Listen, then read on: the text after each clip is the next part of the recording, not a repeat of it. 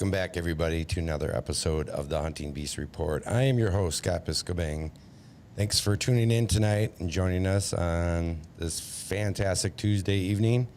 We're excited for our guest tonight, Eric Jeske. But before we bring him on, let's bring the man himself on, the Hunting Beast himself, Mr. Dan Infault. Good evening, Dan. What's going on? That was quite the intro you had. I know. I'm getting You some must have comments. got bored today or something. I did. I had a little time to kill, and I'm like, you know what? I'm going to mess around with this a little bit, and we're getting some good comments here from folks. We got a cool intro here, and what a killer intro. So I'm glad you guys liked it. Playing around a little bit today. It's a good intro for our guest. Yeah, exactly. But as I was going through some of these ads here that we have in the beginning of the show here, during the intro, you know what we're missing? We're missing an ad from Lathrop and Sons. We're missing a lot of stuff because not to grind your gears. All kinds of crap, right? Yeah, I'm supposed to put something together, but I need to put something together for each one of the people supporting us. But I especially owe that to Lathrop and Sons. I'll get it up. I'll try to have it up by next time. Perfect. But yeah, there's a code BEAST to get a discount from Lathrop and Sons. So there, I said it. I did my part, right? There you go. Yeah, I'm sure they'll appreciate that at a minimum. So before we bring Eric on, we were just at the Open Season Sportsman's Expo this last weekend. We had a pretty good time hanging out with Uncle Lou and the folks with Stealth Outdoors, as well as the boys from Huntstock, Pat and Pat, and their buddy Eric that's working with them. Yeah. That was a good time. Good time. Yeah, they took us to, they let us stay at their rented house, which had a movie theater. Yeah, we watched rap music. We did. Those guys are rappers. Back in the day. They manage rap bands, I guess, right? Or Right. at least one of them. Or producing, yeah, help produce. And yeah, they were even starring in some of the big rap star movies, and they made us steaks. yeah. And Eric made us kangaroo steaks. He got kangaroo steaks from someplace shipped in, and the show was fun. A little dramatic. I mean, there was a guy selling zappers. Yeah. And he was Tasers. Tasers. He was zapping people to show them how they worked, and security came out and walked him out. He was crying. He's like, "It was my best show," and they walked him out. Kind of felt Felt bad, bad but for where he was. Yeah, I did feel bad for him too. They didn't even give him a warning. Just you're out of here. You don't zap people.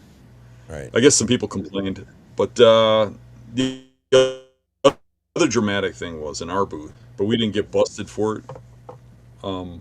Nikki, I don't know where she learned this from, but she learned to twist water bottles until the covers pop off like a gun. I mean, who would even think of doing something like that? I don't know. And she did that. Who would? And it blew off across the aisle and hit this little old lady sitting on a chair right in the head. And then she hits the floor and hides, and that lady's so pissed. She dropped like she chucked a grenade. I was like, Nikki, you got to go over and apologize. And she went over, "I'm so sorry, I feel so bad." And the lady was pretty cool about it. She didn't turn us in. No, and I don't think I saw her though for the rest of the day though. To be honest with you. No, she took off. She disappeared. Yeah, she was not back in that booth, but Yeah, they were selling pillows. So what are you gonna do? right. It was pretty funny. I don't know who taught her how to do that, but some jerk. Yeah, that was the annoying thing. We had a window salesman to one side of us. Across from us, we were selling pillows. Next to the pillow person was selling paving your driveways, and then the other side of us was a concrete guy. Yeah. And Eric, you would have just fit, if you're listening, you would have fit right in. It was all contractors around us. Nothing to do with hunting. It's like, what are they thinking? Bring Eric on here. We could only get one booth because they said they had 80 people on a waiting list. Well, that's because you filled the place up with damn window salesmen and concrete and pavers and Yeah. tasers. Yeah, it was a little ridiculous, but And that's one of the things that I'm not a fan of with a lot of these trade show expos type, Yeah. and I get it. I understand it. It's, you want to fill the spaces, but if you have that many other vendors that are on a waiting list, why not bring the hunting ones in? That is a thing. I mean, I get it if somebody doesn't have enough people to pay for the space, because I mean, like we're working with Hunt Stock, you got to get people in there. I mean, they are concentrating just on hunters, which is what they want, but you got to get people in there. And if you don't fill the space is one thing, because you got to rent it in order to pay for everybody you're bringing in there and all that kind of crap, and the musicians and stuff. But y- the trouble with it is, if you go through a show and you're walking around looking for something, and you're walking by these guys and they, hey, you need concrete work done? Let me talk to you about that. And you're trying to get away from the guy, and the next guy's talking about paving. The next guy wants to put windows in your house. The next guy's trying to sell you a cell phone. When you get to somebody who's selling hunting shit, you don't even want to hear about anything no more. You know what I mean? Right. It's nice if the whole thing is a community you're around, like Hunt Stock. I'm glad you brought that up, Dan, because you're absolutely correct.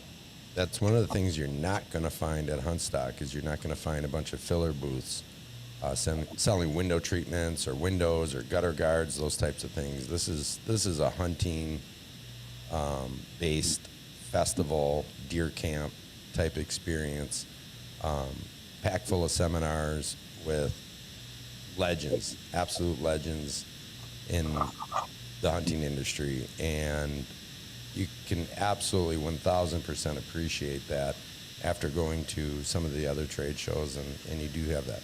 Again, not trying to knock open season. It is a really good show, but they really could do with a little bit less of those types of vendors, for sure. Buy a ticket, use code BEAST. Eric, looks like you're on the out. We're not selling you a contractor booth. I might sneak a window into your booth. For those that don't know, Eric is a self-employed contractor. Yep. Yep. The only thing I'd say bad about your company is you're pretty hard on your employees. Yeah, sometimes I don't get off as much as I would like, but it all works out. Well, welcome to the show, Eric. Glad to have you on here tonight. And we wanted to spend a little bit of time catching up with you. We get a lot of comments in the chat pretty much on a weekly basis. How's Eric doing? What's he up to? Now, Dan just recently posted some videos of you guys out scouting, so people got to see a little bit of what you're up to. But outside of scouting, what else is new with you? Not a whole lot new, really. I'm just focusing on this time of season. I really like to focus on running my business, getting some cash in the bank, and just really just focusing on that and getting some money together so that I can hunt in the off season. So that's my main focus through, until fall. That's what I spend a lot of my time doing this time of the year. Okay. Yeah. What have you and Dan been up to here?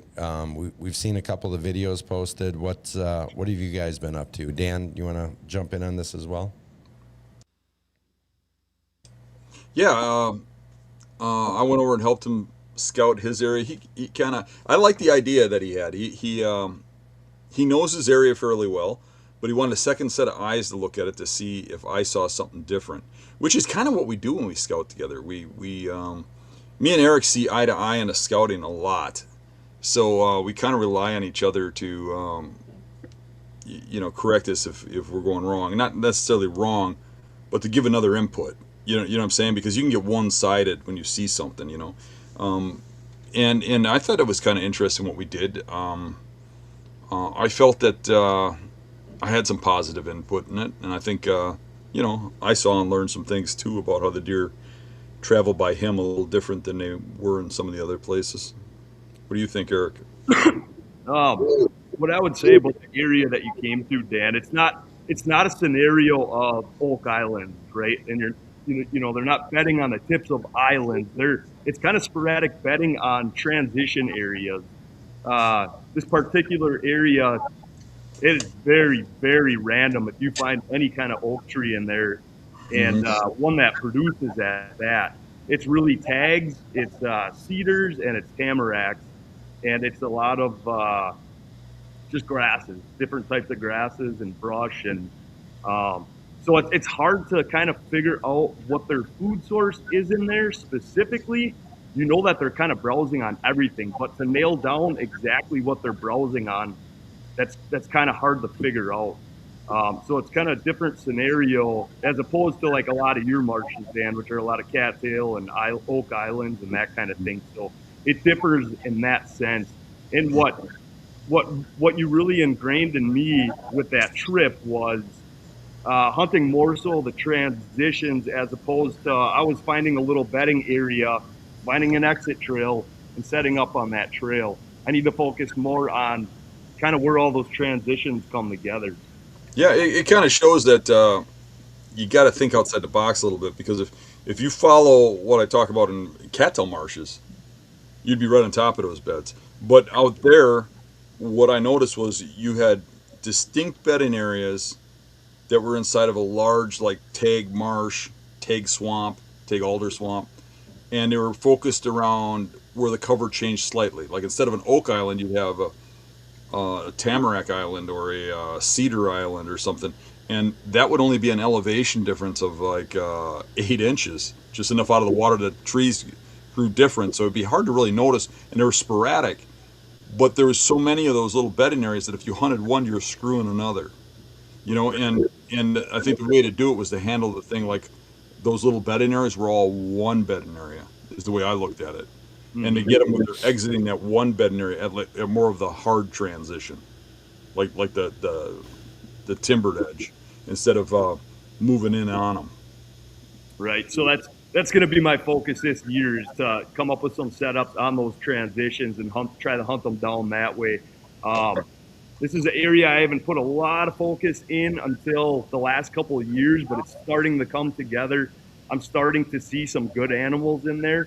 I just haven't been able to kill one in this area, but I think with Dan's input and having him out there to scout, and I spend quite a bit of time out there myself, I do think it's coming because I do put the time in and everything like that. So I do fully believe it will come together in this area. So I'm pretty excited about it. It's a pretty good looking area. It's obviously holding several mature bucks, which really raises your odds. And I do think that that sign kind of comes together at certain spots on that hard transition, which makes it easier than trying to hunt the individual trails really close to bedding. I mean, there, if you hit it right, you hit the jackpot. If you hit it wrong, they're 50 yards off from you, and then try killing them after they know you're in there. Right. And there's part of me too that I like to hunt in a certain way in which a lot of times I don't even end up in a scouted area. I like to go in blind to an area, kind of break it down, and just set up to see if it worked, kind of thing. And hunting that way, it just kind of intrigues me. It just keeps me interested. What's around the next corner? You got the same disease I got. Where, I just don't like going back to stuff I already know. It's like I always want to move forward and learn things and stuff. And that's something that hurts my success rate in the short term. But I think in the long term, it grows me as a bigger person, a bit better hunter. By constantly trying new things, going new places. Like it'd be really easy to, like, when we started showing success in Nebraska, to just keep hunting there. And in the last couple of years, we would have started killing bucks. But what do? We start wandering to other places because there's that lust of trying someplace new. It's like we've been there, done that. Because it's really not as much about the kill as it is the experience. And you get out there and you learn it, you figure it out. And I think the next year or two, you start really putting it together and dropping bucks, And it's like, well, we already hunted that. If you went out there, we'd want to go try another spot or something, which is a little detrimental to making videos and stuff. But if people don't like the way we do it, they don't have to watch, Yeah. There's a little saying for it. The thrill is in the chase, right? Mm-hmm.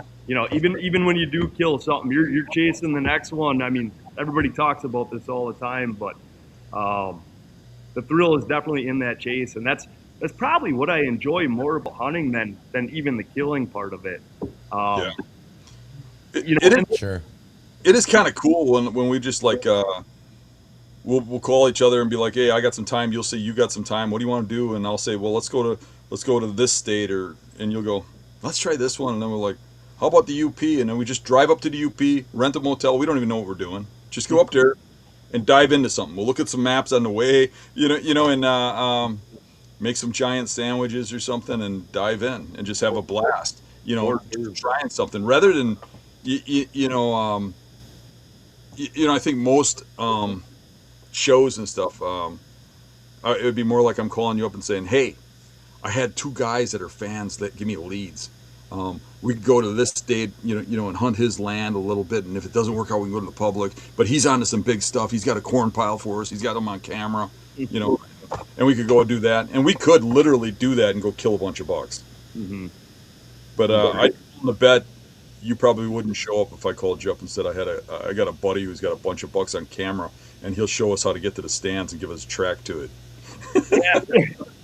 For me, that's just not where it is. It just really isn't. That's why we click. Yeah, I have to earn something in my mind. I don't like things just being given to me for no reason whatsoever. And I guess that's kind of where I get a sense of pride in life. I mean, just running my own little business and working hard at that and just kind of earning my own way through things, because then you learn to appreciate everything when you're working for something. If it's given to you, everything kind of sucks in some way,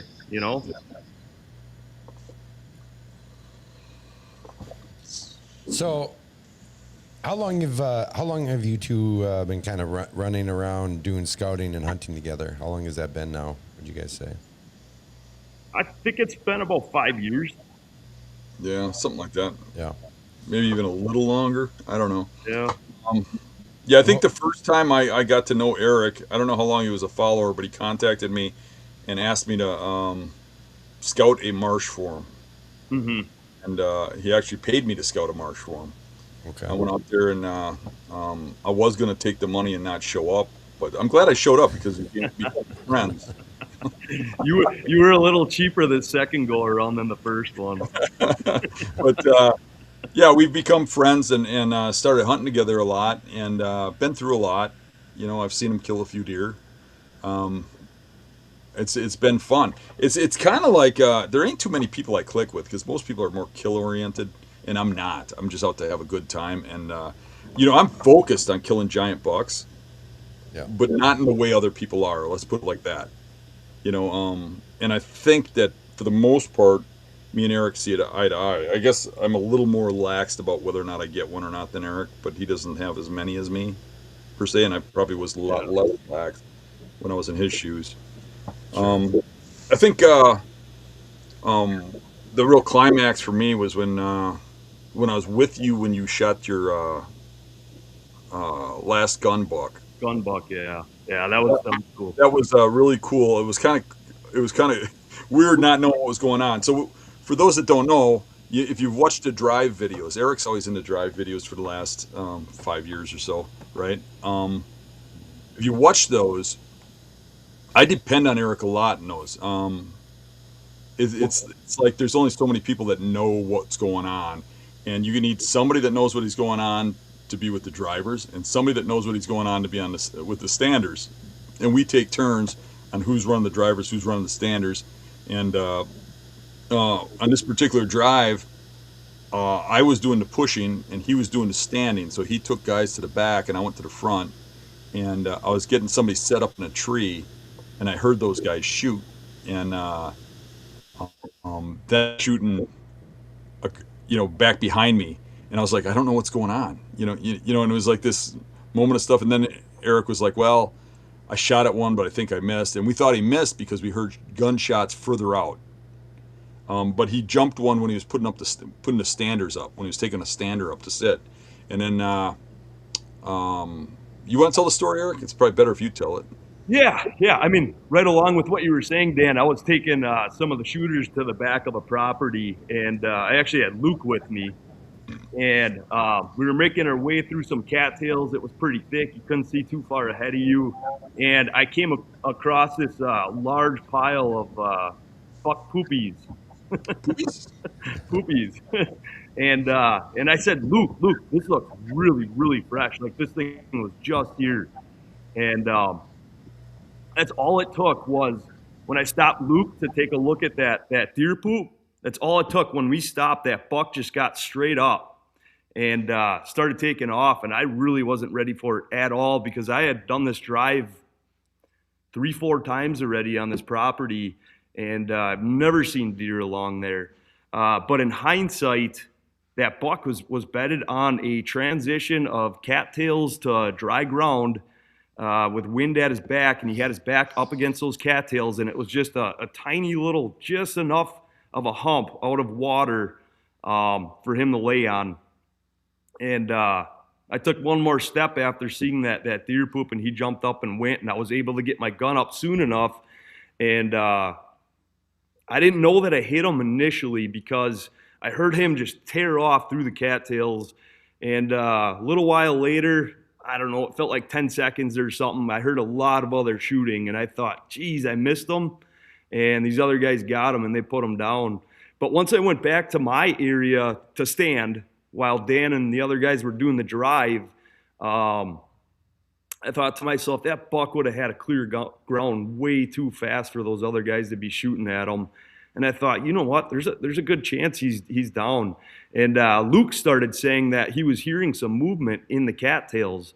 And then that really kind of clicked with me. And I thought, you know what? I bet that's that buck laying down in the cattails, and he's dying, you know. And then after Dan and the guys got through the drive, met up with Luke and I, and we started looking for it. There wasn't any blood. I'm shooting 223, so there wasn't a blood trail, but I just took a really heavy, you know, what looked to me like a buck trail where I thought he may have gone. And sure enough, there he was laid up in the cattails. And I looked over to Dan. He was probably 30 yards out from me. I said, Dan, I got a drop of blood. Come over here. Come check this out.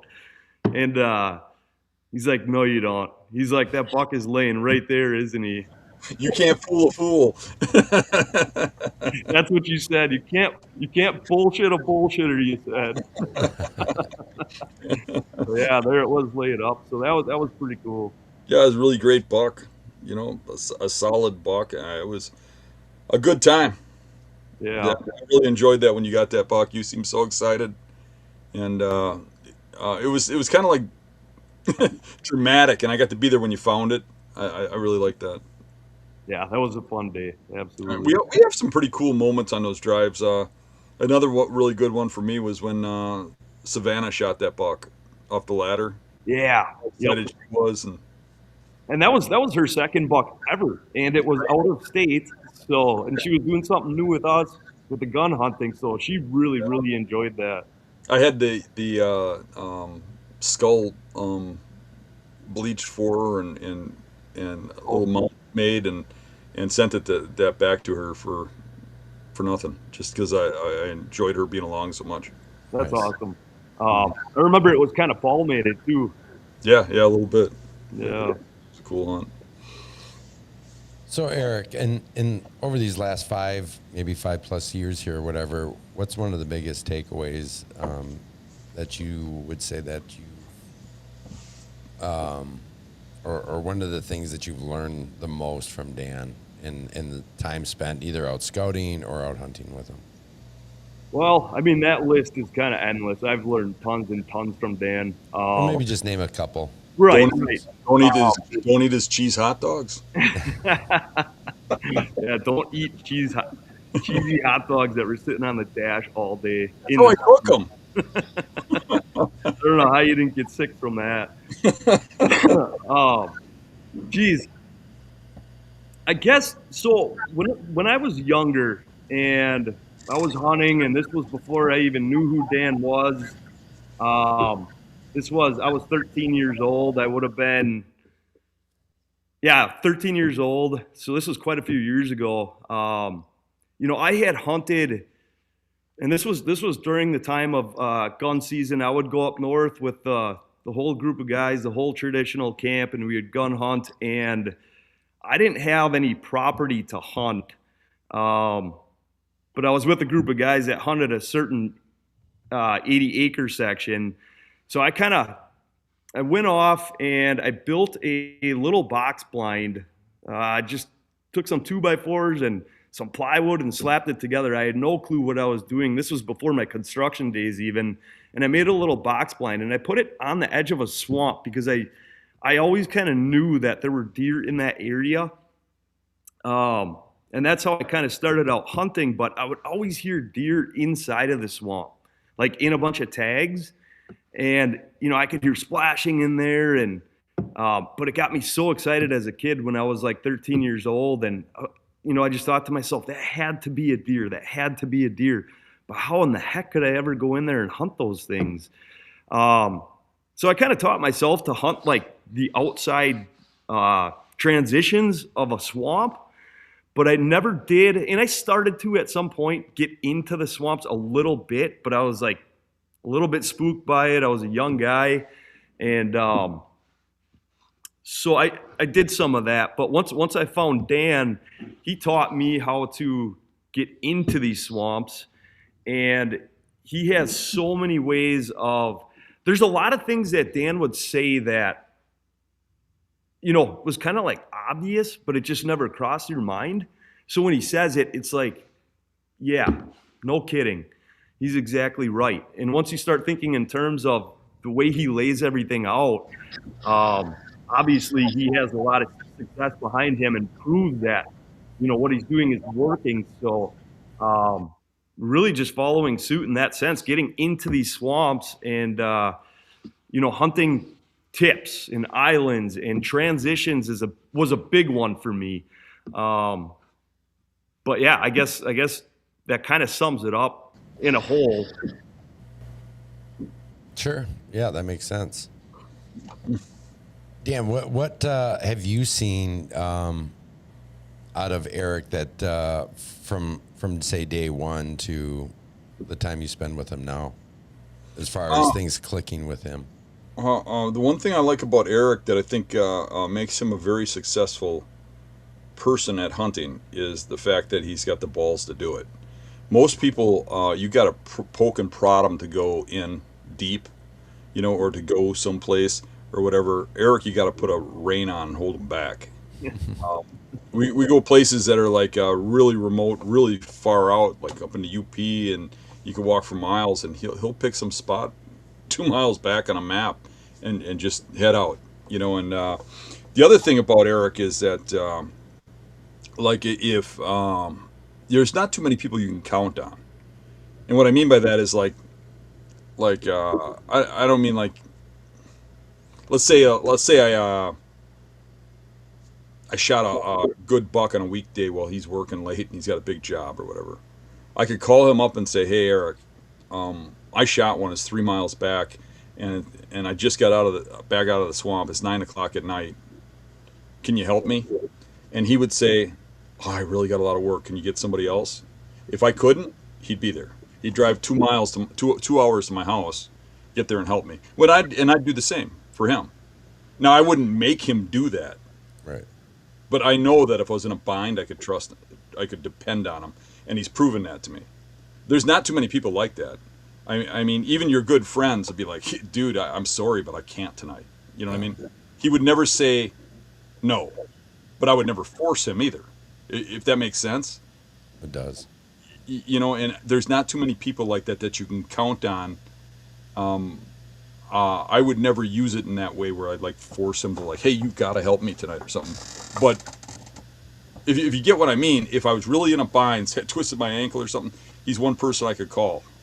And it's kind of good to know, like if I twisted an ankle out in a swamp or something, I could call him without, alerting my wife and having her call 911 or some crap, He'd come help me. You know what I mean? And vice versa, Sure. no matter where I was. I believe that even if I broke down out of state, I could call him, he'd come get me, There's not very many people like that that have your back. And, what I've noticed over time is like when you work with people, people come, with who I am, just like who I am, I get a lot of people knocking at the door. Hey, can you help? Can you do this? Can you do that? And my whole thing is to help people.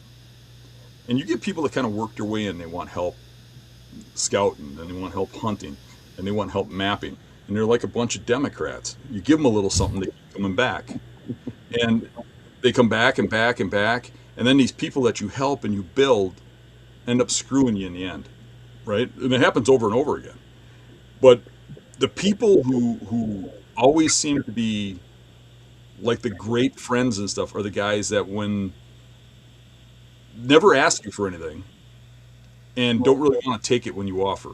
Like if I offered Eric anything for free, I would have to fight him to make him take it.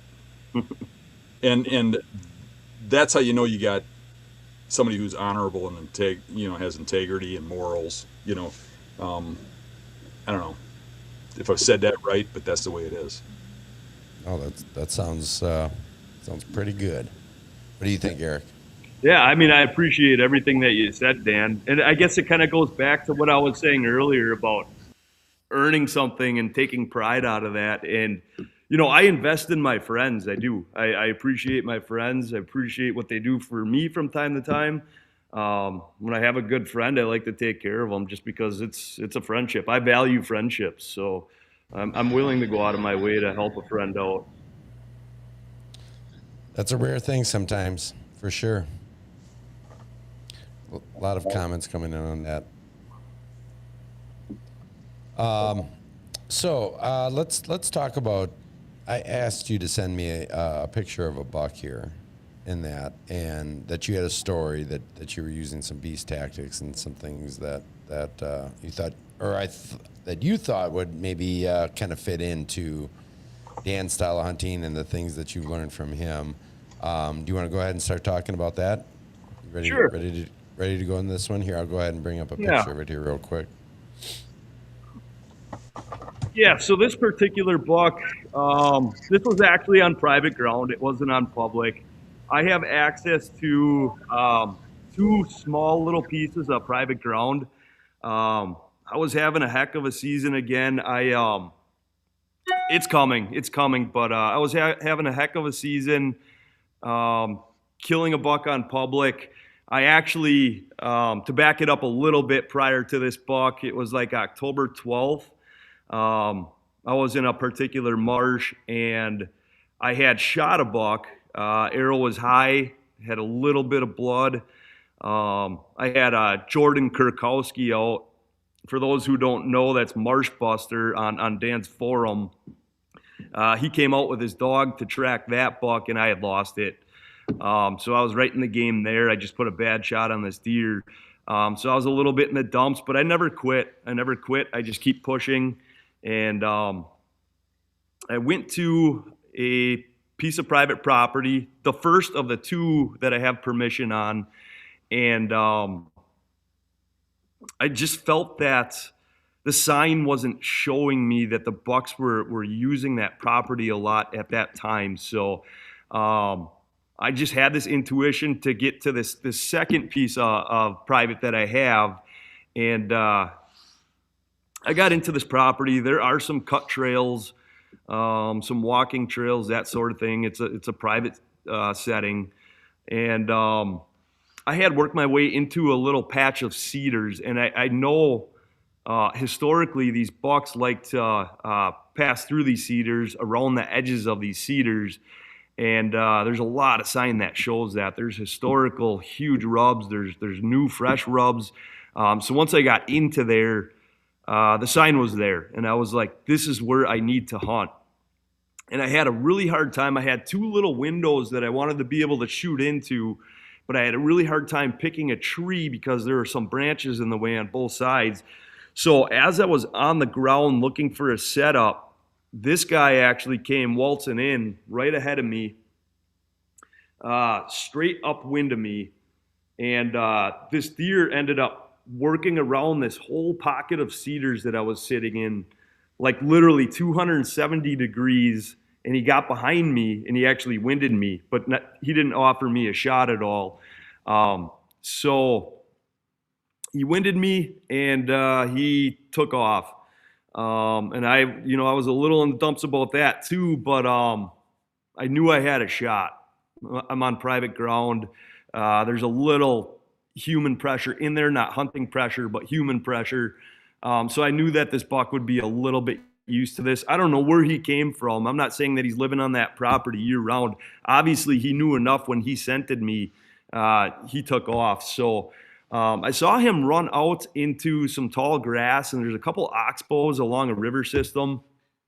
And he dumped down into a certain oxbow. And so I left those cedars, and I had got set up in another tree along the river. My wind was going straight at the river, so I had to set up kind of tight to the river because I knew if he walked that river edge, he was going to end up winding me. And sure enough, like 5 minutes before shooting light, he got up. He started heading my direction. I got my camera whipped around, and I tried to hit the record button a couple times, and it didn't end up recording. I don't know what happened to this day, but sure enough, that buck hugged tight to that river, and I knew he was just about to catch my wind, and I had a little window, and I ended up just pulling back and taking it. But on that hunt, going from that buck winding me to having to set up in another location to catch him coming out, I felt pretty proud about that I was able to pull that off. Because had I sat right back in those cedars, there was no way he was getting back there. He smelled me there, and he spooked out. So I put an arrow through him. It was a little bit back. It was a liver gut shot. I called Dan right away. I said, "What do you think?" I sent him pictures.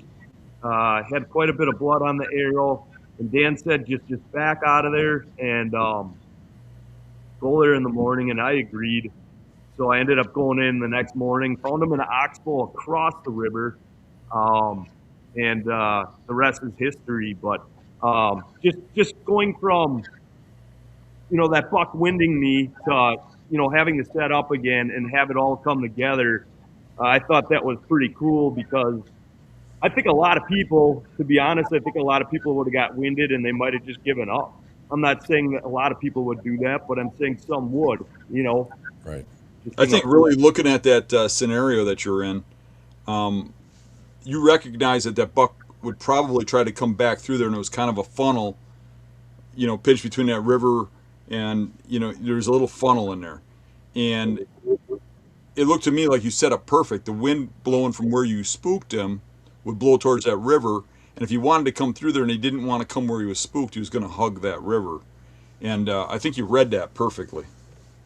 Exactly correct. Yeah, that was the scenario. But it felt good when it came together. So, Real quick, Eric, Mr. Surf Angler has a question. Eric, was this when you had a tough year and put a video out about it? I wouldn't have. A different buck? Well, this buck was actually on video that Dan had put up. So that probably is the video that he's referring to, because you can tell in the video I was kind of down in the dumps for the season. I just nothing was coming together for me. Like I said, I had an opportunity at a buck, and I kind of blew that because I hit him high. So that's probably the video that he's referring to. But it started out me being kind of down in the dumps, and then once I shot that buck, then everything changed, right? But sure, yeah, and everybody gets that way a little bit, and I think a lot of the comments were very positive, but there were a couple that, "Why are you crying?" This and that, and it's like, you know what, man? I'm only a human, and I'm not trying to be anybody else. I'm just being myself. This is what it is. If you don't like it, I don't really care. right? So, but that's probably what he's referring to. Okay. Yeah, you got to blow that stuff off. You can't Right. let other people bother you. But in the same light, I think that's one of your Achilles' heels, if I can be bluntly honest. I think that you take it the emotion a little hard. But I get it. I get it. Don't take me wrong. I get it. But I don't think it's wrong or it's bad. Don't take it like that. What I meant by that is that if you can take it and make it into positive, it does more for you. I think for me, if I get in a down in the dumps type scenario, it makes it worse. I start making more mistakes. I start, because I start overthinking things and thinking like that I'm the problem, and it causes more of a problem. You know what I mean? Like if I start wounding deer or something, and that's been my issue. Like if I wound 2 deer or something, and I start believing that I don't even have a chance. Well, then I don't. Or if I start doing things desperate to make a chance. But if I look at it in the opposite light and I say, hey, I'm getting opportunities. Deer are coming in. I just got to capitalize. Like a guy running into a deer or setting up a little too close, and you're just about to go up the tree and the buck busts out of there. Some people would get so mad and angry that they busted that deer. And some people would be like, holy crap, this would have worked if I was just a tree back. Mm-hmm. It's all in the light of how you look at it. You know what I mean? And if you can, in some way, harness the good instead of the bad out of the situations that happen to you. And it took me a lot of years to do that. But if you notice now, I kind of laugh when a deer spooks on me or whatever. But it's easier for me to do. I get a lot of hunting in, and I kill a buck almost every year, right? So it's a little easier for me to laugh it off. But you get what I mean? Yeah, absolutely. I think it's just part of maturing as a hunter. You're going to have some situations that don't work out for you. You're going to have some that are going to work out for you. I guess my positive trait through this and through being down in the dumps is that I don't quit. I'm not going to sit at home because I'm feeling that way. I'm going to keep pushing. I'm going to see what I can accomplish. So it's never stopped me, but probably confidence-wise, I think it can get in my head sometimes. Maybe not the worst out there, but I do get in my own head sometimes. But and I think I'm going to learn that in the future. I think I'm going to find a way to overcome that. I mean, just as you have, Dan, to take that and turn it into a positive. And that's the outlook I want to have. It's not always realistic to turn everything into a positive. I guess it is, but you got to have the mindset to be able to do that. And I do 95% of the time I do, but it's just part of being a person, I guess. Yeah, it's being a human being for sure. Yep. I think we've all gone through that from time to time throughout our hunting career or whatever you want to call it, through our lives of hunting, and we hit. I mean, I went through it. There was a period of time where I had made some bad shots, and it just felt like I was screwing things up left and right. And I probably was. It wasn't as bad as I thought it was, but it certainly felt like it. Mm-hmm. And it's really easy to just want to kind of lay things down for a little bit. And sometimes you just need a reset for a couple days. Mm-hmm. I think we've all done that. We've been on a trip or something like that. Nothing's going your way. And then a day or two back home and you're like, okay, I'm being ridiculous. I got to get back out there, and you get that reset. Dan, you've talked about that before. Mm-hmm. The last time I went to Iowa, sure. I went out there and I got onto a good area. I knew I was onto something big, and an absolute Boone and Crockett buck came walking in, and I blew the shot. I think I hit a little vine. It was right at legal light, low light, and I did not see that vine hanging there. It was a little grapevine, and I hit it, and I think that deflected my shot. And I don't know where I hit the deer, but I did hit it. But I lost that deer, and I'd gone through a series of wounding deer, and it just really, I don't know, set me off, let's say, right? And I ended up getting pissy about it, and I went home. I just packed up, went home, and just said I'd spend Carol's birthday with her because I'd been out all year. And I got home, and I set one day not hunting and let my mind get straight. And I started feeling good about it. And then I noticed all these cars at a parking lot, when me and Carol were driving around. And I says, wow, look at all those cars there. And she goes, they've been there like that every day since you left. And I'm like, they must be getting something on camera, and I know that area. And then I was pacing the floor, and on her birthday, and she goes, just go hunting. And that's when I shot that 170. I went out there and hunted because of all those cars, and that's because I came home pouting. And then I'm on a high. I ran right back to Iowa and ended up shooting one in Iowa. So you can channel that, but I wasn't able to channel it when I shot that big one and lost it. I really, it pissed me off, and I felt this lack of confidence, and I ended up coming home. But I used that for the good. I just needed a reset, I think. It's like Eric can attest to this. I hunt every single day. I know Eric does that a lot too. And when you hunt every single day trying to get an opportunity, when it happens and you blow it, that is hard to take sometimes. Oh, for sure. T-Dog's comments here, the whole season can feel like a roller coaster of emotions. Stay focused, enjoy the experience, and stay positive. It really can. Certain seasons especially, I mean, there can be huge ebb and flows in your emotions and the way things go. Circumstances that come up. I think we all feel that. I think everybody watching has felt seasons like that 100%. What do you think, Eric? Yeah, I mean, it just, when you put so much stock into something that you're so passionate about, it's the only way it can go. You're going to have your ups and downs. It's really the only way it can go. And but like Dan said earlier, if you can take those fails and turn them into positives and learn from it, I mean, that's the best thing you can do. But that's just the reality of hunting. All the time you put in and all the effort, you're not going to win all the time. And but that, in the same sense, that's what keeps you going. Yeah. Imagine if you shot a buck every day. If you could shoot, just say, 50 bucks in a season, right? Which is never realistic. If you shot one every day, would it really be fun? No, it wouldn't would be not. at all. Never. No, that's for sure. This is actually kind of interesting comment here. Andy P.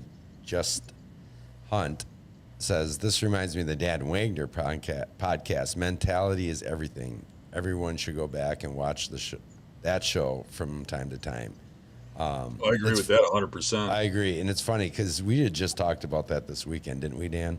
Yeah, that show was, we got the greatest feedback from that show. Yeah.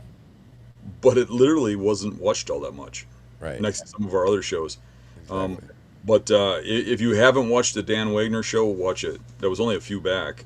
Yeah, I mean, a month and a half ago, something like that, maybe 6 episodes back. Yeah, I definitely recommend, if you haven't seen that one yet, if you missed it that night, or you're listening or watching this now, go back and watch that one. It's very interesting. And then come see him at Huntstock. Let's see, T-Dog says, never a failure if you learn something. That's a really, really good point as well, too. If you're not learning, then what are you out there doing? Yeah. I mean, every failure is an opportunity to learn something. And if all you look at it as a failure, well, you're failing in life because you have to learn from your mistakes. That's just life, right? Mm-hmm. I mean, in every aspect of life. But I think it's especially important in hunting. I mean, as it's related to the things we talk about anyways, right? Yeah. Hey, I didn't tell you. Yeah, go ahead. So Thursday, I was out doing some stuff in the woods, like I usually do, right before we went to Huntstock, and I had a whole bunch of ticks on me. I picked off, right. Yeah, today at work, I felt like this pain in my gut. I picked up my shirt, and there's a little tiny deer tick embedded into me with just the legs sticking out in my gut. I had to go to the doctor, and we pulled it out and with the tweezers and dug it out of there. And it was a female deer tick. And so now I'm on the penicillin regimen, and they're doing blood tests. Isn't that great? Yeah, that's... But watch out, ticks are out heavier. Thanks for the fun news. Well, it ain't the first time. It won't be the last. No. I mean, I've had that too, and I don't know why it is. It seems to be in the gut too, and I've gotten bullseyes. Mm-hmm. I'm trying to think though. I wasn't on penicillin. I can't remember it's an antibiotic of some sort, but it's a type of penicillin. I'm trying to think of the name, but it is penicillin. It's a type of it. Sure. The good part was the doctor was a beast fan, so we got to shoot the crap about the hunting public and about hunt stock and. Good. So he took extra special care to dig that head out. That is a cool dude. Yeah, that's good. What else is going on, Eric? What else? What's your plans for this upcoming season? What do you have any sort of expectations? Do you have a particular buck in mind? I mean, is there a number of properties that you've been scouting? Yeah, there are quite a few different properties that I'm scouting. Scouting has been wonderful this spring. Really have gotten into some good things. One of them being actually one of the videos that Dan put out on a particular property where this buck is just bedded on a really narrow little strip of dry ground. I think chances are pretty decent that you can kill something in there. I have to get out there still and test the water levels a little bit. Everything was a little bit frozen when we were out there, so I have to go out there, clear a little brush, that kind of thing. I don't necessarily have a target buck per se. I do run some cameras. I don't run a ton of them. I'm not a really big camera guy. Like last season, I ran 3 of them I had out there. But I don't like chasing cameras too much. I really do enjoy going in and kind of blind hunting some things, and I'll definitely get around to hunting a lot of the areas that I've scouted. But so as far as expectations, really I just want to come away with a clean buck, a good buck. I'm not necessarily, I'm not even necessarily a trophy hunter. I just enjoy the way that bucks are mysterious and they're elusive, and I like that game of trying to chase them down. So it doesn't have to be the biggest buck on the wall. I just want to have some success. So, Sure. Just want to quick address this one question here, not to change the subject, and we'll come back around. But Steve asks, "Oh man, I hope you don't get the red meat sickness. Is that from deer ticks?" That's actually not. I believe you're talking about alpha gall syndrome, and or alpha gall disease. That's not from deer ticks. Lyme's disease is deer tick related. Alpha gall, I believe, you can actually get from wood ticks. My brother-in-law has it, as a matter of fact. He's not even a hunter, but an avid hiker, and that's no joke either. I mean, Lyme's disease is by far worse. If the worst thing in the world is you can't eat red meat, or you get sick, or you have an upset stomach when you eat red meat, it's nothing compared to Lyme's disease for sure. So For those who don't know it, my wife has chronic Lyme's disease, and she's in pretty bad shape. yeah, Lyme's And disease is no a joke. friend of ours, who's a moderator on the Beast, has Lyme's disease, and he's in horrible shape. He spent the weekend with us at Huntstock. He can't even move one arm. He's in horrible shape, and it's horrible to see him like that. Carol is her Lyme's disease has made her allergic to just about everything. She can't eat bread. She can't eat anything with yeast in it. She can't eat anything dairy. She can't eat cheese. She can't eat any meat that has been processed. So if we go buy hamburger meat at like the local Pick and Save or shopping mall or whatever, she'll get sick. We have to buy her meat from an organic grower, and then she can eat it. And really, with how much stuff she's got allergies for, but the only thing she can eat is a taco without cheese. So we eat like tacos 3 or 4 times a week with corn shells instead of flour. Sure. It's sad, and I think she got it from her passion to help the wildlife and doing her rehabilitation of raccoons. When the DNR and people would bring over orphaned raccoons, when the mom ain't around for a while, they'd be covered in ticks because the mom would pick them off. So we'd get these ones that have been without a mom for 3 or 4 days, and they're half starved, and we'd have to get all the ticks off of them, and there'd be like 100 ticks on one baby raccoon, and a lot of them would be those little deer ticks. And when we grabbed those things, they'd be crawling up our arms and stuff, and we're constantly picking ticks off ourselves from getting them off those coons. And I think her doing like 100 coons a year for these people and bottle raising them and stuff is how she got the Lyme's disease. Not because she doesn't even go in the woods. She doesn't go out, Sure. Yeah. If you guys, I mean, it's really no joke. I mean, like you said today, you went to the doctor literally to have it dug out. And some people would just be like, well, what are you talking about? I mean, I remember back in the day, remember the match thing? Mm-hmm. And Yeah, well, it wasn't really just to dig it out. It's a deer tick. Number one, I'm gonna have to get on penicillin, and number two, I don't see that well. And it's hard to see under my gut. I'm gonna have to have somebody else pull it out for me. It was literally buried in there. I had to take a picture of it to see it, and just the legs are sticking out. It got in so deep because they're little tiny. You know what I mean? And so he was able to go in there with a scope and a tweezers and pull it out and then get me on the penicillin. But for those that think that's a joke, just pick the ticks off. I also got bit by a Lyme-infected tick once before, and I know that because I got the bullseye around the bite, and then I had to go get on all kinds of medications and stuff. And Same here. Yep. It's more common than you think.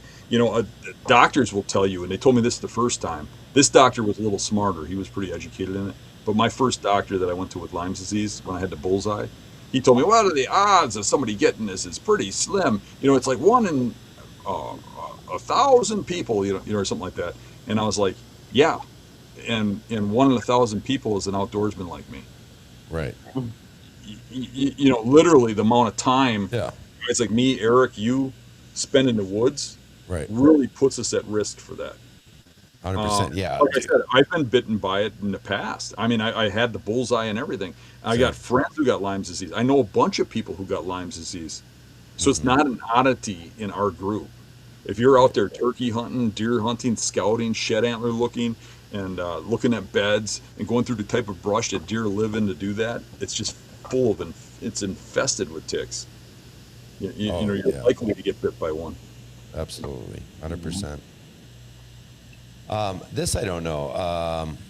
Public Feast asked, does it cause MS? I don't know if there's relation, but Dan, I think that's two different things. Right. I don't think it's a cause. I think some of the symptoms of Lyme disease and MS are very similar. Yeah. But I don't think I don't think one causes the other or vice versa, obviously. All right. What else can we talk about here? Not before you change the subject. Yeah, absolutely. It goes two ways. Just think about what the ticks get from biting me. Just saying. I think I've seen some warning signs out there.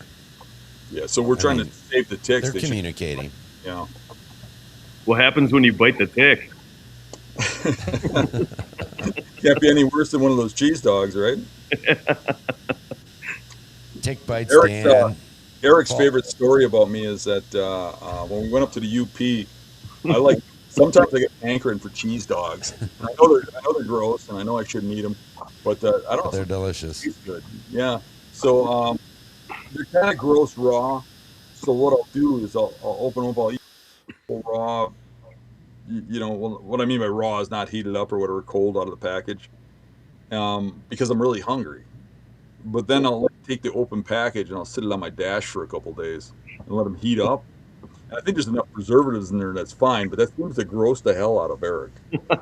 Yeah, I don't like and the smell. He's like got his window open, the head hanging out. He's going, he won't even look at me while I'm eating them. Yeah, that's just not for me. I can think of a lot of other things I would want to eat. Public Feast also chimed in. He said, if Dan can eat a Snickers from the ground, no tick will kill him. It's a reference to a recent scouting video that you did. Yeah. All right. So what other things do you feel like you've learned from Dan, or that maybe not even necessarily Dan? Let's just talk about some of his quirks. I mean, how do you look at a swamp when you go into it? How do you look at it? Right. I know you're hunting a lot of swamps up in your area. Mhm. Yours are a little different. So let's say it's a giant tag alder swamp, a tag swamp. What are you looking for? What are you spotting in there that says this is where I should go? And how are you getting on deer in that? Well, what I like to do is I like to walk transitions, and as soon as I come across some sign like a rub or something, I like to spend time on that transition and try to figure out why is that rub there? What is it doing? Is it marking a doe trail? Is it coming out of bedding? And then from there, I like to work off of that. Um, Obviously, if I see a cedar island, I'm going to go check that out. I'm going to walk the transitions all the way around that cedar island. And if I see some rubbing on the transition of that cedar island, I'm going to try to figure out, is it bedding?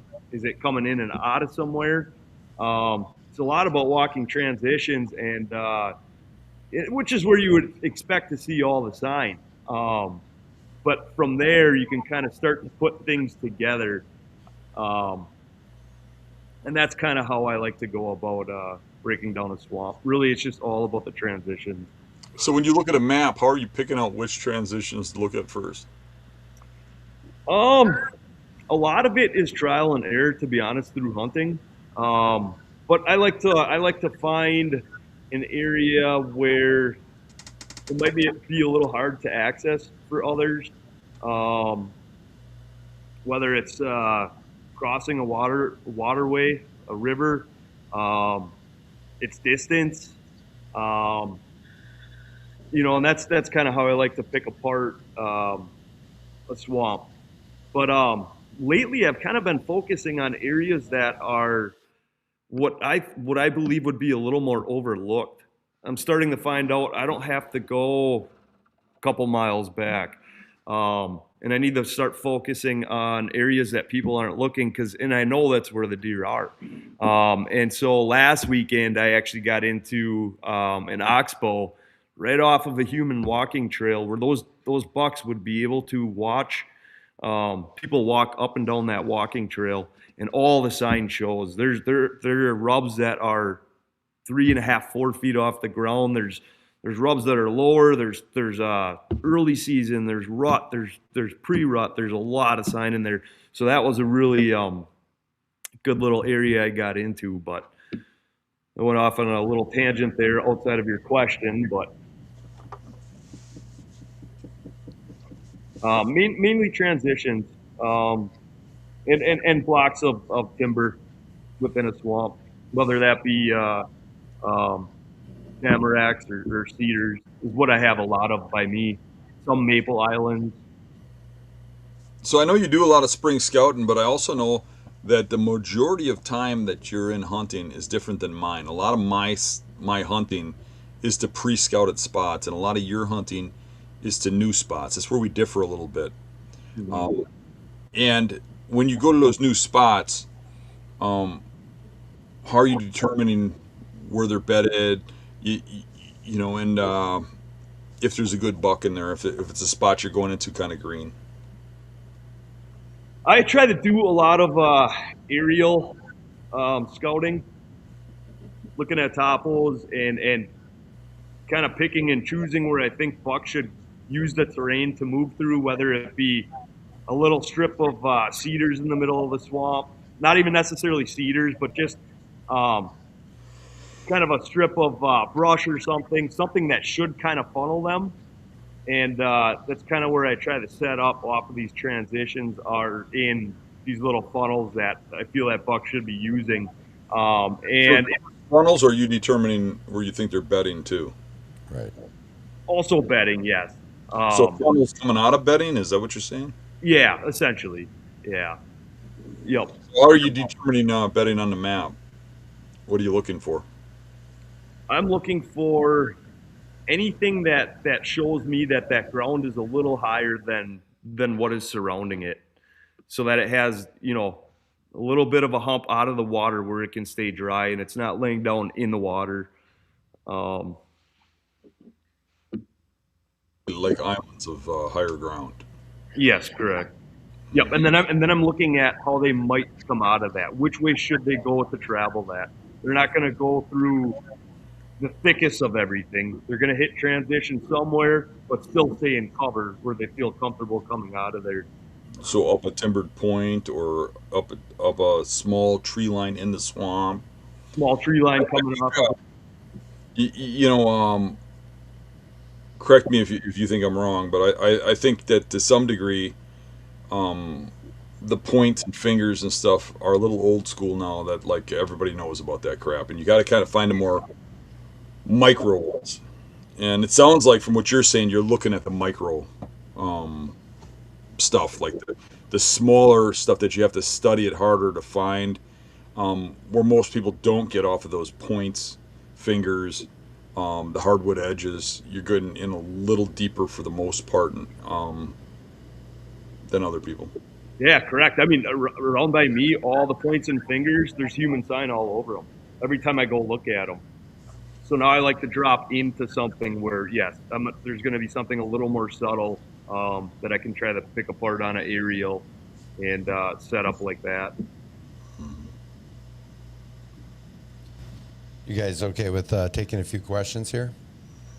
Sure. All right. Steve asks, you guys normally target very large tracts of land so you can go deep away from others? Let Eric go first on that one. All right, go ahead, Eric. I wouldn't say necessarily normally go for that. But in some sense, yeah, I like to put in a little work just to get beyond everybody else. But like I said, lately I've kind of started to focus a little more on trying to find the overlook spots because I know that those mature bucks are going to be in an area where almost where they shouldn't be, right? In some sense. I mean, but if they have the terrain features to stay safe where they are, I think that's where you're going to find them. I think it's kind of a freak thing a lot of times where these bucks are. So I'm starting to focus more on that. But yes, in the past I have looked for larger tracts of land to get back further than everybody else, work harder than everybody else. And I do think that can pay off too. You need some young legs to get out there. And a lot of people are intimidated by coming back through all that swamp on the way out at nighttime. So in some sense, yeah, I do that to an extent. Yeah, I mean, I think that's something that we talked about multiple times in the past year, but since the invention of Onyx and some of these other hunting apps, it's giving individuals more courage to go out deeper in that they're not having to rely on a trail or cat eyes or a compass and things like that. Would you agree, Dan? Yeah, for sure. I mean, people are getting everywhere now because of Onyx. Onyx has killed more deer than any other tool there is, in my opinion. With that said, I target all properties. I've got places I hunt that are 15 acres, and I got places I hunt that are 15,000 acres. I just hunt where the deer are. You know what I mean? To some degree, I find that the medium, small properties tend to have better bucks. It's like if they got the neighbors generally hunt less than public land per se, right? So they grow more bucks that come through those properties if you don't have the pressure in them, kind of. So a medium property, I mean, like when you got 15 acres, there's like one spot you can hunt in there, and if somebody else comes in there, they're probably going to blow that whole property out, right? So that property has to be like unknown for it to work. But a medium property, like say 200-300 acres, those are the type of properties that if you're butting up against good properties and stuff, can really get a flow of good bucks coming in and out of there from the neighbors. And people really can't kill them all because they can always go across the border lines. So I seem to do better on the medium size, but that doesn't stop me. The huge properties sometimes got some area in that property that nobody goes to. They're more likely to have stuff right alongside the road that people are missing on the huge properties. You know what? And, the small properties, like I say, can be up against something good. Yeah. But people seem to get all over the small properties. So it's really more what the terrain is on the property and how much pressure is on the property that dictates whether I hunt there, not the size. Size really isn't relative to it that much. Okay. All right, I'm going to pull up another one here. This is from Matthew. How far apart do you and Dan live to each other, and how often do you guys hook up for a hunt? I'm an hour and a half from Dan, so it's a little bit of a trip, but it's pretty tolerable. When we do get together for a hunt, preferably it's like a weekend, scenario for me. But I will during the week. Sometimes Dan will get a good deer on camera, and he'll say, you got to run down and you got to hunt that now. So that would require me to get down there right now, especially if it's a certain setting where you need a certain type of wind. If it's going to come together, I have to go tonight. So I will do that. But yeah. Yeah, we had some close calls last year. I had and a lot of that doesn't even make video. We don't even talk about it too much. But I had put cameras on doe bedding areas, kind of all over the place. It was watching does, and I use them as learning tools. And as you can imagine, when rut came around, we were really interested in how the bucks were going to interact with those does. And unfortunately, I tagged out real early. So one of those cameras had a really good buck started showing up on the does like on a regular basis, and I was like, man, Eric, you need to get down there. You actually had a close call with that buck, didn't you? Yeah, I had him within shooting range. I just had a little too much brush in between myself and him, so I wasn't able to put an arrow on him. But yeah, I think he was a solid all of 140. I want to say. Yeah, does good buck. Swamp Life Adventures asks, how many miles do you consider deep in there from the roadway? Or is that relative? I guess what I would say to answer that quick is it really depends what type of terrain it is. A mile through hardwoods, that's easy for anybody to get to. A mile through swamp, that's going to stop a lot of people at a mile. You're going to lose a lot of people. So I think anything beyond that, Yeah, I got a spot where I walk in 2 miles, and 1.75 miles of it is a trail, like it's a hiking trail. That's a straight line. Yeah, right. I mean, it's a simple hunt, even though it's 2 miles back. But I would say anything where you're going through swamp or wooded terrain, 1 mile is deep. Yeah. Yeah. All right. Let's see. There's a couple other ones here. Oh, here we go. Banter for a buck asks, Eric, gonna grow back his giant beard? Yeah, what the hell, Eric? Do I need to grow it back? I can. Maybe for hunting season. I'm kind of enjoying the stash right now. It's a little more than a stash, but Yeah, where to relatively speaking. I mean, you've dehomed all these fleas and ticks and stuff. They got no place to even live anymore. We don't want ticks, right, Dan? Not ticks, but the fleas. I mean, they ain't hurting nothing. Yeah. I had that beard for like 5 or 6 years, and I thought, let's just do something else once. Yeah, sometimes you gotta mix it up. It was kind of shocking when we first seen you with the goatee. It's like, oh, me, I'm always changing my look. So it's like a disguise. Yeah, yours is kind of cool with the white stripes on the end. Yeah.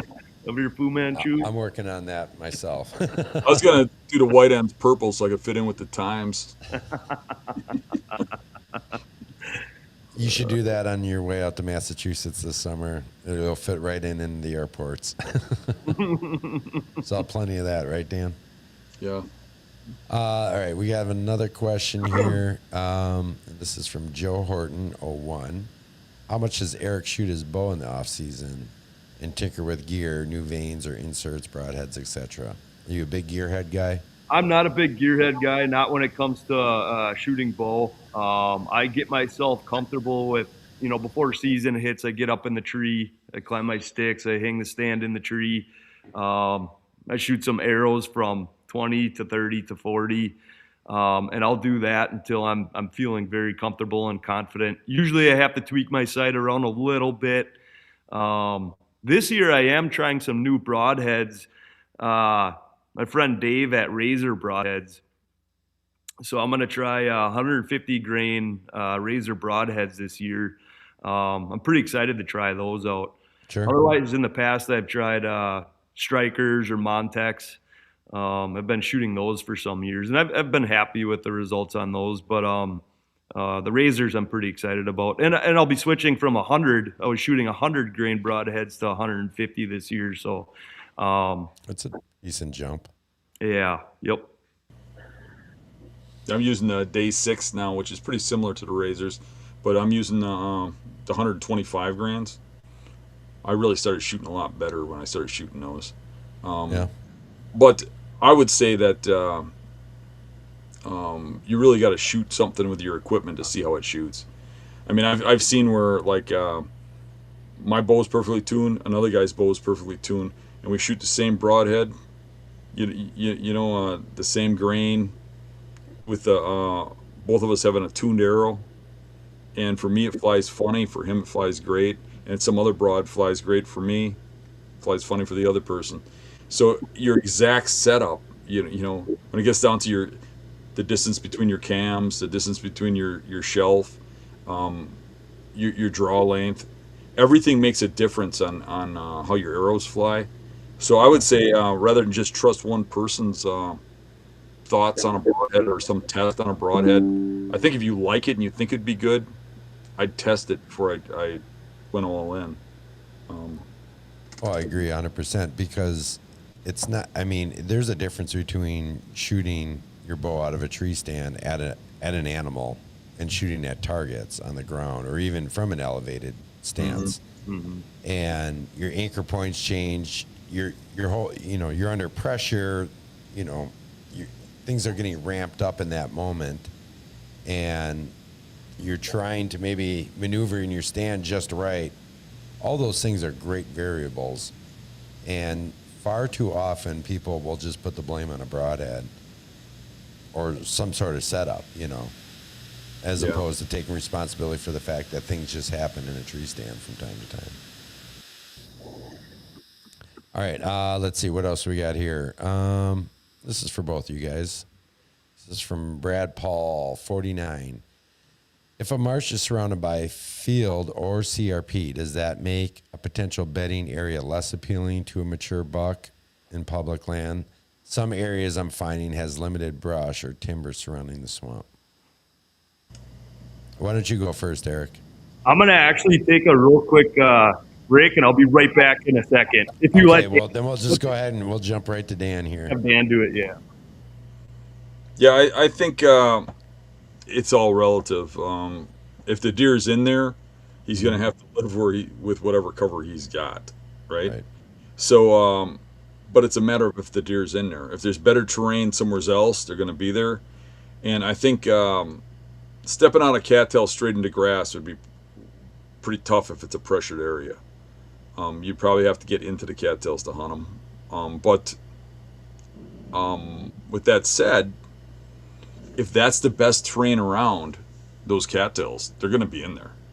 The only way to really know is to just go out there this time of the year, walk in there and scout it. Find the beds. Beds Right. don't lie. If the beds are there, they're bedding in there and there's trails coming out, well, they're there. And they come out at some point in time, and you just have to figure out what that timing is. So the answer is they might or might not like either one of them. But you got to get in there and look to find out. You got to look at the sign. So I guess if you put the two beside each other, I would prefer one that's got they walk into some thick brush and browse out of the cattails rather than just grass. If you put the two side by side. Yeah. But I wouldn't write either off. And another thing you do with, like, if it's just marsh up against grass, or even if it's marsh against the brush, you can take different aerials and you can zoom in and you can probably see the deer trails in the beds. If it's cattails, you'll be able to see the bedding in the cattails from an aerial. You could see the trails really well when you zoom in. Sometimes you get bad aerials and you can't, but if you go on to like Google Earth and you go into historicals, you'll find a map pretty quick, because most maps of aerials you can zoom in and you can see the deer trails, and you'll see spiders come from the beds. You know what I mean? It'll look like spider legs. Mm-hmm. And you got to answer those questions yourself, basically, and that's how you do it. Use the mapping software, and if for whatever reason you can or can't figure that out, go out there and walk it. All right, Eric's back. Do you remember the question? I do not. I'll pull it up again here. If a marsh is surrounded by field or CRP, does that make a potential bedding area less appealing to mature buck on public land? Some areas I'm finding has limited brush or timber surrounding the swamp. Now, you weren't really there for Dan's answer, so this will be a little more interesting. Yeah, if a marsh is surrounded by field or CRP, does that make a potential bedding area less appealing to the buck?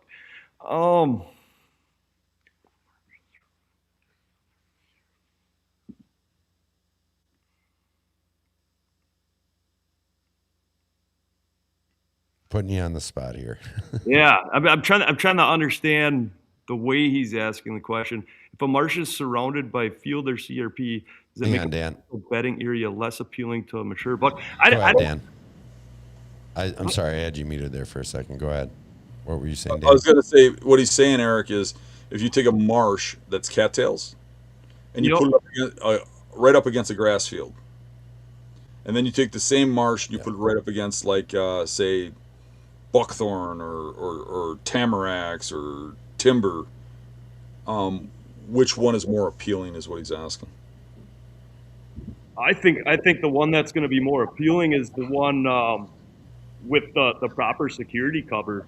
Mm-hmm. And it really depends on what is the best bedding in the area.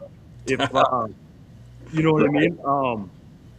If that is the best bedding in the area, whether it's marsh or CRP, if it's the best bedding, he's going to be there.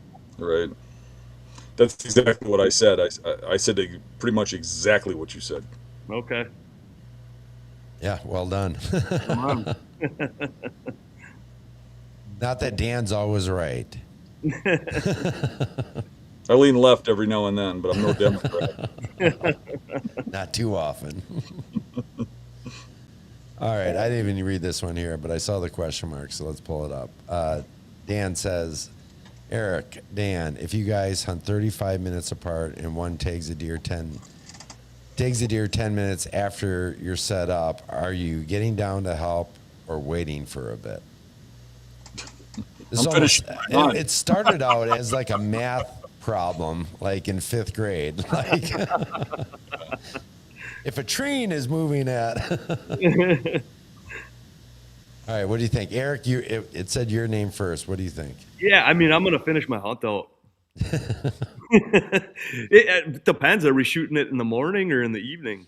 If it's a dead deer, it's a dead deer, right? Yeah. I mean, you can wait a little bit. Right. Yeah, Right. What do you think?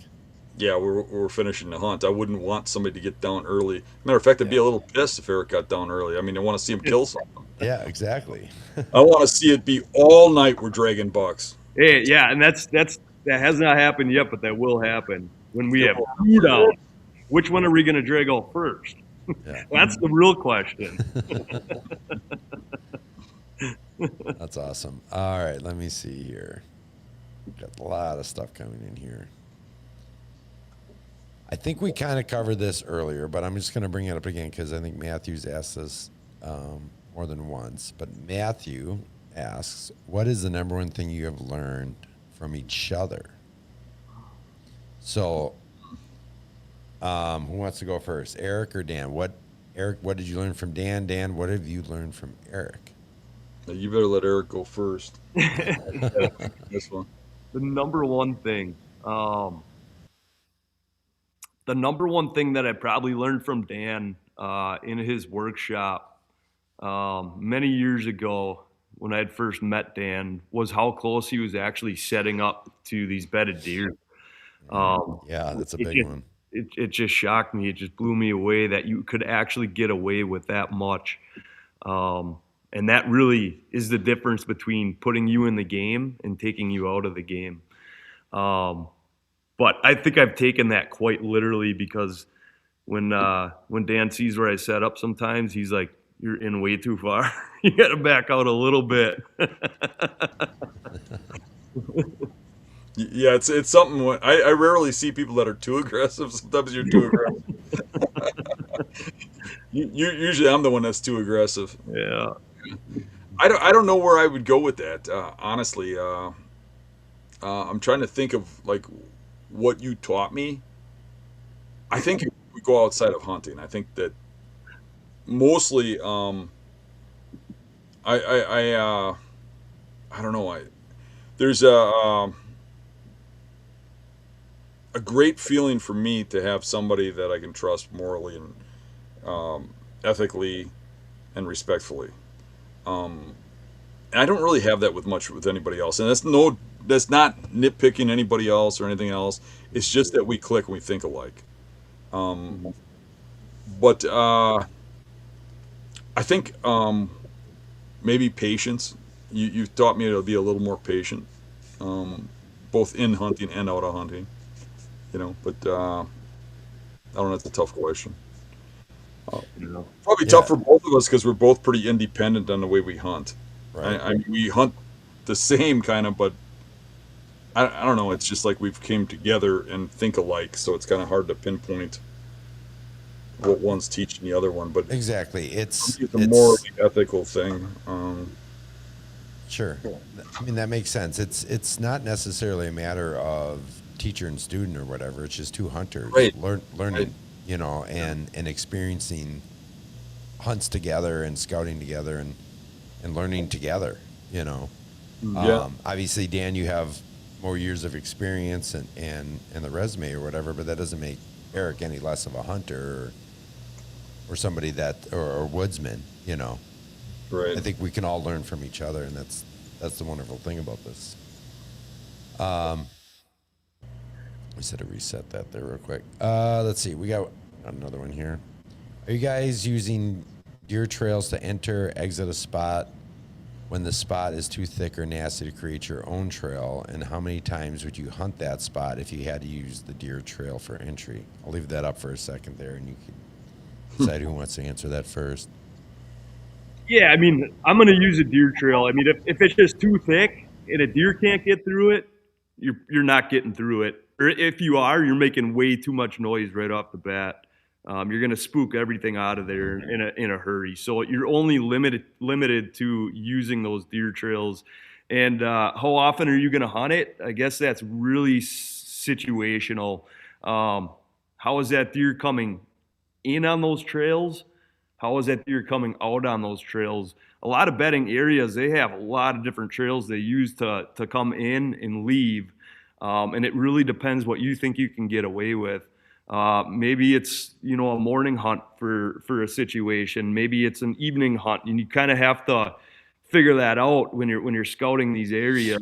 Um, and that's essentially how I would look at it. But yeah, absolutely, you have to use those deer trails, whether it's cattails or it's tags or whatever it is. I mean, otherwise you're just not even getting in there. Your hunt's over before you get there. Yeah, I couldn't do anything but to agree with everything you just said. I mean, you cannot navigate most of the spots where the deer are on public without making just a ton of noise and ruining the whole area by not walking on a deer trail.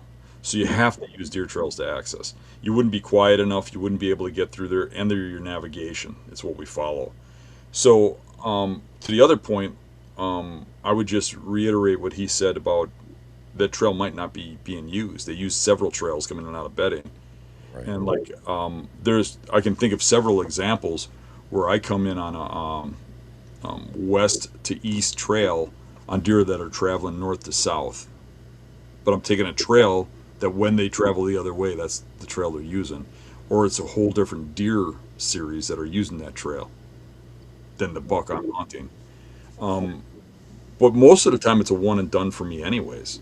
But if I do get into sign and stuff, I have been lately hunting a little more, and that's one of the things cameras taught me. Is that a lot of times I abandon a spot after a one and done, and then the big buck comes in a couple days later and stays. It does happen. Some bucks are more tolerant than others. So if there's a lot of sign, it probably doesn't hurt to throw another hunt at it.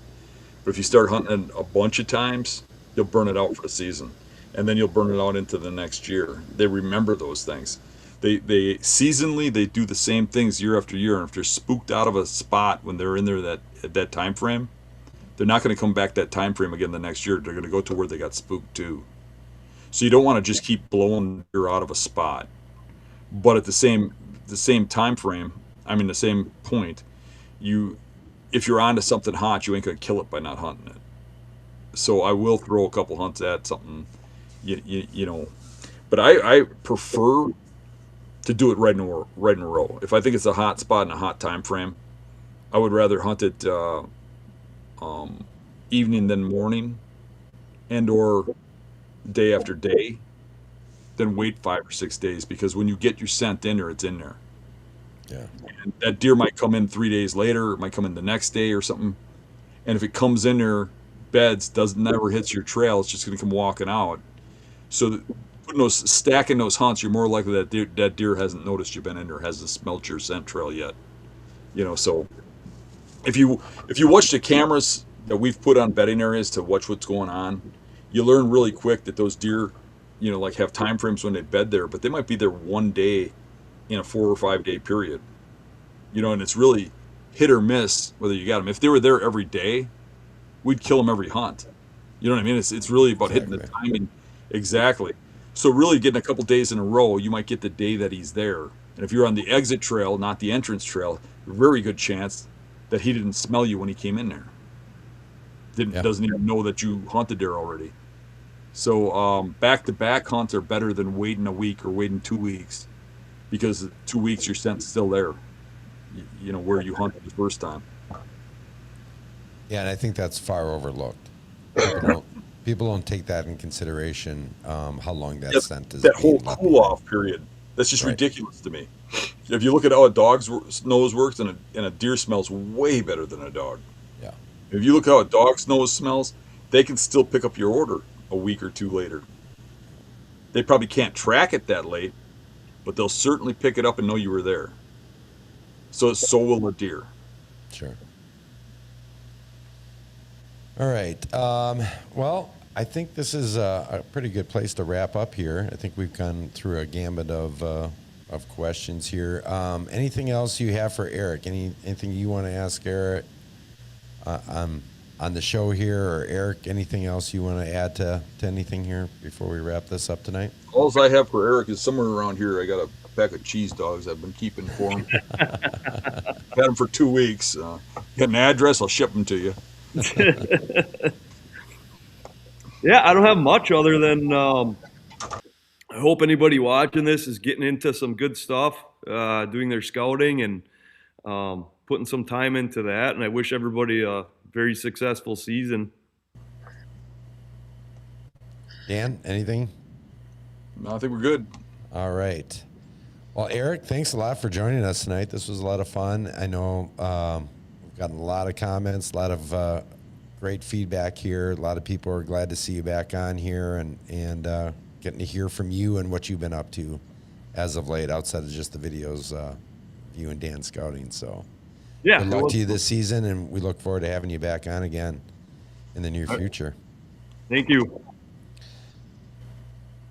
All right, Dan, what do we got? Do we have another show coming up this week? Yeah, but it's on the private channel. It's the members only channel. So we're going to be doing a bonus episode for you guys this week. If you are interested in checking that out, make sure you sign up as a member. And Dan, how do they go about doing that? They just click join. It's as easy as that, folks. Yeah. So I think it's $5 to join. No pressure. It's just a fun little extra thing. The majority of the content that we put up is right here for everybody. Don't feel like you need to do that, or you're going to get some huge bonus or something. It's just for people that want to chip in and help, and we don't have any pressure on anybody to join that. There's the main advantage you get is the DVDs are on there that are normally like $25 a DVD. They're all in there. So for the $5, if you can watch them in a month, you can watch them all for $5. But there's a few extra things in there, like a few extra podcasts, things like that. But there's no real pressure. Don't feel obligated to join that, just if you want to.